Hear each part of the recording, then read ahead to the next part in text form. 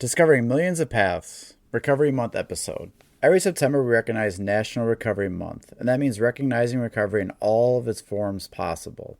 We have heard more people talk about many paths, several ways, and recognizing how people celebrate their own recovery. While this progress represents any positive change, it is important we continue to look at recognizing each individual and how they represent their journey in recovery. No other area asks someone to define their recovery or looks at defining recovery for them.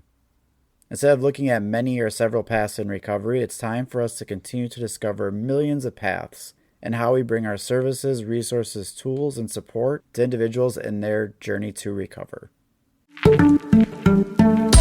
This is Talking Addiction and Recovery, the podcast talking, you guessed it, all about addiction and recovery. Join your host, licensed professional counselor Andrew J. Schreier, as he and his guests break down recovery topics with raw honesty, delving into niche conversations around the topics of substance abuse, mental health, and gambling. We intend to meet individuals where they are on their own personal journey of recovery, with dignity, respect, and compassion. We'll do more than talk addiction and recovery. We'll explore it. We're glad you've joined us. Here with today's episode, your host, Andrew Schreier.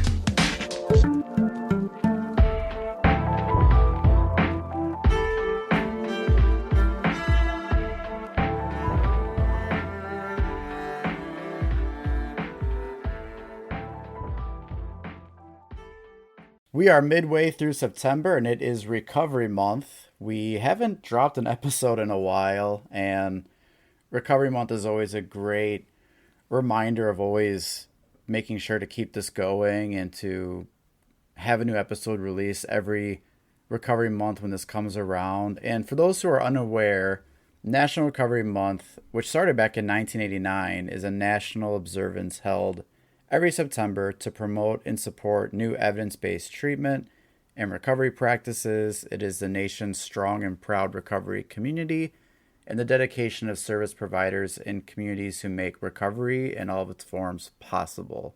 So, really big month. There's a lot of events happening in the communities and, online. There's a lot of stuff happening in, all the clinics that I work at to recognize, how important this month is for the people that we work for, that we serve, and, this work that we do together. And it's good for me because, it's been a little bit since dropping a new episode, and I was thinking, Recovery Month is one that I, not have a new episode released or spend some time talking about an important part of all this work that is done. So the other day I was in a event about asking people about their recovery, and part of the question was, how do you define your recovery? And great question to ask. The purpose and message is, it's not the same for everyone. There's several ways people do recover. It's important to provide person-centered care and really meeting people where they're at, and instead of leaving them if they're not where we want them to be or where we think they should be, but sitting with them and seeing what they want and how they define their recovery. And there were some really great things that were said, and it's really insightful because no one answers it the same way. Even if people have some similarities, even if people have things that you could say, oh yeah, I heard this from this person, that person, that was quite similar, but it's always different when you ask someone, how they define their recovery and what it means for them. And we've heard this more often and more lately, which I'm really happy to hear about, where even in the but the little summary for National Recovery Month, it's talking about make recovery in all of its forms possible. I just got an email today actually that was saying, celebrating, the many ways people recover. And we've been hearing this a lot more. I know when I started in this profession, it was usually this is the one way, a program or certain people or groups would have this one way of doing this. You follow it this exact way and you are going to be successful in your recovery. And now, instead of thinking of it as a one size fits all or everyone needs to recover the same way, our tunnel vision's expanding. we're starting to see more paths, see more doors, see more options, and really accepting where people are looking for their path to recovery. And I think when you speak about what has worked for you and what you have seen work for others, you can do that, and we want to hear people's stories without, diminishing or dismissing or kind of like dimming the light on other paths in recovery. You can share about what worked for you. You can share about how this is what has gotten you to where you are. But I still, hear some people who are, you know, oh yeah, this is one path or this is a different path, but I'm going to tell you why I don't like that path. And I don't think you have to necessarily say why you don't like a certain path to, share why what you did worked for you. So I think we can do both. It reminds me of time of supervision where I was working with a gentleman and he did my gambling certification supervision. And I remember this when I first met him and started working with him was one of the things he would say to me and let me know was that he never prescribed to any one way. And he shared about his background and how he didn't have lived experience. So he always would use that phrase that like he didn't prescribe to a certain way because he didn't go through that himself. He has spent his career helping others in their recovery. And he always would say, one thing is not for everyone, but there is something for every person. And he always talked about how part of our work as counselors and professionals was just helping people to discover their path, discover what is going to work for them. Because us just saying, well, here, this is what it is, follow this way, it might not be what is going to work for them. And also, what is it like to be someone who all of a sudden is like, well, you go and do this. And, as humans, we don't really like that. So it was always enjoyable to talk with him because I never got it stuck in my mind that whenever I would present cases and talk about certain people I was working with that, I wasn't holding this. They need to have this recovery or they need to follow this specific way. And if not, then they're not working their recovery or they're not trying. And that I never got stuck in that. And I was really grateful for that supervision expertise that I had for so long. And when I look at it, I hear people talk about certain ways of what recovery is, what it isn't, or what works, what doesn't. So when I sometimes hear people say like they're not a fan of support groups or they're not a fan of medications for treatment or they're not a fan of church or something, my response is that, it may not be for everyone, but that does not mean it isn't for anyone. So like it might not be the thing that is for every single person, but that doesn't mean that this is not something that is going to work for that one person. And I've been doing this for a long time. I've been introduced and shown a lot of ways for people to recover, from the individual sitting in my room doing counseling to family members and loved ones, people that I've worked with, colleagues over the years, other professionals, for doing counseling for over 20 plus years. I've come across a lot of ways people have talked about recovery. And I think for so long, a certain place had their way of looking at recovery. A certain program looked at how they define recovery for all. And, I listen to I read books, I listen to stories. I have people come on, this podcast and talk about things that have been about their own journey. And I believe when it comes to treating substance use, we discover the science so we can be led by evidence, science over stigma. I believe we sometimes confuse treatment and someone's recovery. I'm providing treatment or I'm providing counseling. It doesn't necessarily mean that I'm providing them with their path or what I'm telling them is what they need to do to recover in their life. and that I think that happens quite a bit where they're used, too similarly without separating. Like treatment serves this person, recovery, has this purpose in someone's life. But recovery, to me, you look at like this is someone's life. This is their journey. Treatment can be episodic. It may come and go.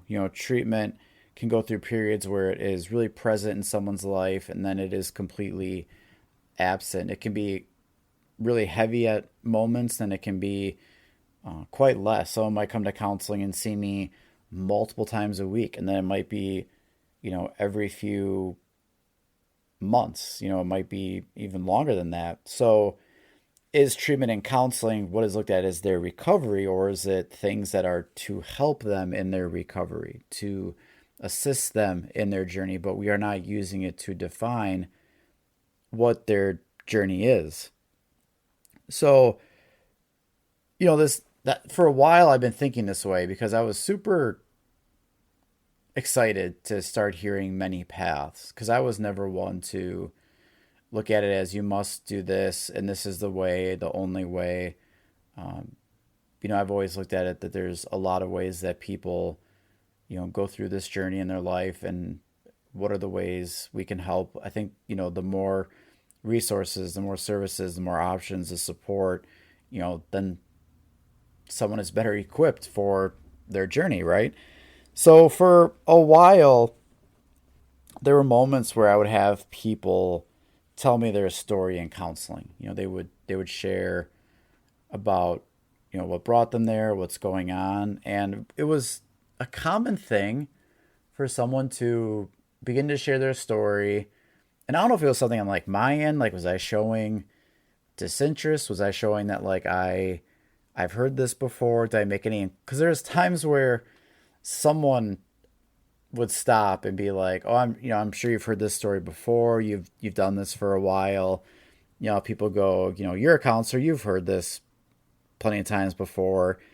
And I'll admit, back in my day, which is probably not too long ago, like I used to say things like, "Yeah, I've heard stories like this before," or "I've been doing this for a while, and I've heard people share their story about it." So I would say that at times, and it wasn't to dismiss it, or it wasn't to move things along any faster. I think a part of me wanted to make it seem like I could connect with them, like, yes, I understand or I know. But when you think about it, this is the first time I'm meeting a person. This is the first time I'm actually even getting to know this person's life, their story. I may know a lot about substance use, but I might know a lot about mental health or gambling, but it doesn't mean I know who this person is because of that. It doesn't mean I know, oh, I know everything about them because they have this diagnosis or they're struggling with this problem. It might mean I know something about the problem, or I have experience with, working with that diagnosis, but there's no way that means I know who they are. So to me, I struggled as I thought more about, many paths in recovery, like looking at like, there's not only way is how do I get better at recognizing that for the people that I work with, and the people that come in and seek care.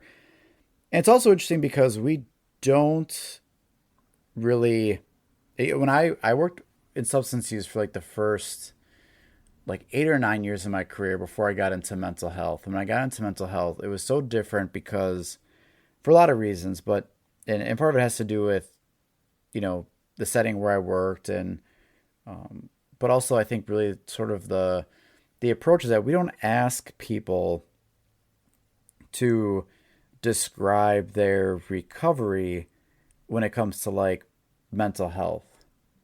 I don't ask someone, hey, how do you define your recovery? What does your recovery look like for you? We often talk about like, their overall well-being, and talking about, their health, happiness, and we kind of look at more of being able to function in a way that is the way they hope to or want to. But there's never a time where it's, I don't use many paths for talking about someone's mental health.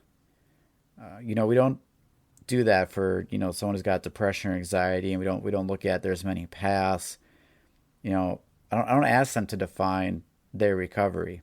And I've disclosed this in previous episodes, but I have type 1 diabetes, had it for 28 years, and no one's asked me to define my recovery.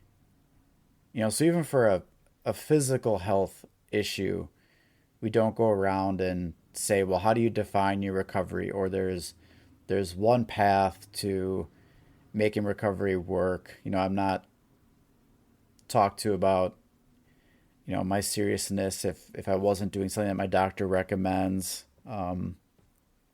There's treatment, there's medication, there's lifestyle changes, there's support, but I'm never asked to define how that recovery is, or for someone to ask me it and then see if I'm doing what I say that I'm doing. So we treat substance use, and I would say even gambling, differently by having people define their recovery. And we don't do it for a lot of other issues as well. And I was asking some colleagues of mine, like, why do we ask, people with substance use or gambling to define their recovery? And someone said it's because we don't really understand substances and behaviors. And I can relate to that, but I also struggle with that. There's a lot of things I think people don't understand about mental health or don't understand about physical health, diagnosis and conditions. And that hasn't moved us to say, to define it or to have someone describe how they recover. And yes, we are getting better. Like, this is good progress with the many paths in recovery. For me, this was a game changer. Something happened where I think we are still missing what's important. And if we can continue moving towards there, I think this is only going to be for the better of the people that seek our care and who we are there to support and help. So I was at a state park, Devil's Lake State Park here in Wisconsin. It is one of my favorite places to be. And it's a state park, pretty popular, Monday through Friday, a little bit less, but summertime, fall time, weekends. And it's like an hour and 40-minute drive for me. And I like getting up there super early when I am like one of a handful of cars in the giant parking lot. And I like to do my trail running there. So I might be gone for a couple hours and I come back and parking lot's full, beach areas, is people all around having a good time. But I like going up early when it's quiet. There's not as many people. And one morning, I was like the third car there. So this is like perfect for me. Like, I'm not trying to dodge people running up the bluffs and anything like that. So I was running, enjoying my time, and I got to this bluff part, which is a great place to just hang out for a second, have something to eat, drink some water. And another guy came by and had the same idea, and started with the small talk, like, hey, how's it going? What a great day. Yeah, isn't it great to be here where no one else is? Absolutely. These things can last like seconds, minutes, and usually then we just both go on our way. And he asked me, he was curious because he was an older gentleman. He was curious what I was doing because it was like a weekday, and I think he thought I'd be at work. And so I just I told him I had off, and he asked about what I did, and I told him I was a counselor. And he started talking about his life, and he was sharing about he was in recovery. So not planned, right? I mean, this is 2-3 people in this whole park that I can tell, and we just happen to be in this spot. And I don't go into counselor mode or anything like that. But he's telling me his story, and he sensed I was trying to get going. I'm checking my Garmin because I'm trying to get my miles in, and he did say something about oh, you've probably heard this before. You're a counselor. I don't know what you do for counseling, but you've probably heard people share this. And normally I would say, yeah, I've heard this before, and I could have said something like, yeah, substance use is, where I've started my career. But, I was thinking about it at the moment where this is a guy who I probably never going to see again. Probably, I'm not looking for this person to be a client. I am just a person connecting with another person. And so instead of saying that, what I told him, and this is the first time I said this to anyone at the time, was I've never heard your story before. And that was a real profound moment for me to realize that when I'm meeting with someone or talking with someone for the first time or the first couple of times, that no matter what my entire experience has given me, no matter what all the other people I've seen beforehand, when I'm first meeting someone and they're sharing things with me, when I'm meeting with them the second time, they're sharing things with me, that, their story is one that I have never heard of, and their story is what matters when it comes to their recovery. So to me, part of this highlights what I see as a counselor is that I for sure don't see one path, but I also really don't see many paths, because I don't believe that the paths of recovery are ours to own or define or to create. I look at it as every person that comes and seeks care, every person that is dealing with this issue, every person that I see in counseling, like, their life is their recovery journey. So for me, like, this is where I love what I do, because now I get to not look at many forms or many paths, as I get to discover, the millions of paths of recovery. All the people that are impacted by it, living with it, this is their journey, is their recovery. And for me, this is what helps me to work with other individuals, because it's not about trying to get them onto my path, because it's not trying about getting them to follow my path or to follow me down a path. It's not about pointing them into the direction that I think they should go or I want them to go. And if they don't go, then I get frustrated or annoyed, or I get, I hear that a lot when we as the professionals are working with people. So for me, it was always about joining people alongside their path. I mean, they're going to be living their journey way before they come to us. Usually it's going to be after our time with people can be so short. And sometimes it can be a lot longer than other people get to have. But, it's not that their recovery just stops and ends when they're with us, or because it stops or ends because they were doing this, now they're no longer, like, their journey in recovery continues. They are recovering every day. They are living that life every day. And for me, it's more about, how do I meet them on their journey? I think that's how we protect people from falling in the gaps. It's not about them going from one path to another path, jumping to ours because this is what we do. They leave ours, they go to another one because that's what someone else does. Like, it is our role to meet them on their journey. And while we're with them, supply them with whatever we can, support them in whatever way that we can, provide them with resources. And, our services are there to help them in their journey, not to try and get them to come along on our path. So I think the way we get better, with substance use and with gambling and with other areas, is by recognizing that their path is their recovery. And sometimes we don't have to define it, and we can ask them about it, and however they answer, that is how they are looking at their journey and their recovery, and what can we do with them. never discouraging that they say it. It could be something that you've maybe not even heard of, or something that you're uncertain about. Maybe it didn't work for you. Doesn't mean it won't work for them. So I think it's really important that when we look at a month like this, we continue to embrace the many paths, which is actually millions of paths. Because that's how many people are out there who are impacted, who need help, support, resources.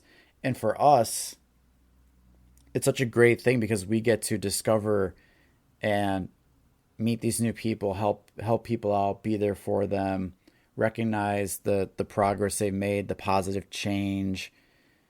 These are things that we get to do for them while they continue on their journey. It doesn't start and end with us. We are fortunate when we get to meet alongside them. We are fortunate when they welcome us into their journey, when they allow us to be a part of, their traveling companions. And when we're with them, we do our best to cause no harm.